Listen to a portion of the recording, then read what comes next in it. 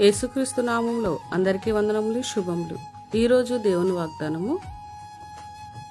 దేవా, నా యందు శుద్ధ హృదయము కలుగజేయుము, నా అంతరంగములో స్థిరమైన మనసును నూతనముగా పుట్టించుము. కీర్తన గ్రంథము 51వ అధ్యాయం 10వ వచనము. లోకంలో ఉన్నది శరీరాశ, నేత్రాశ, జీవపుడంబము. లోకంలో ఉన్న వీటిని హృదయం కోరుకుంటుంది. హృదయంలోని తలంపులను బట్టి శరీరం వాటిని నెరవేర్చడానికి ఆశపడుతుంది. శరీరం ద్వారా చేసిన చెడ్డ క్రియలను బట్టి పాపం మనలను ఏలుబడి చేస్తుంది. కాబట్టి వీటన్నిటిని నియంత్రించుకొని వాటిని జయించడానికి ప్రతిరోజు మనం శుద్ధ హృదయమును కలుగజేయమని, ఎక్కడా పడిపోకుండా స్థిరమైన మనసును దయచేయమని ప్రతిరోజు దేవునికి ప్రార్థన చేయాలి. అప్పుడు దేవుడు వాటిని జయించడానికి బలాన్ని, శక్తిని అనుగ్రహించి ఎక్కడా కదలకుండా స్థిరమైన మనసును దయచేస్తారు. దేవుడి వాక్యం దీవించునుగాక. ఆమేన్.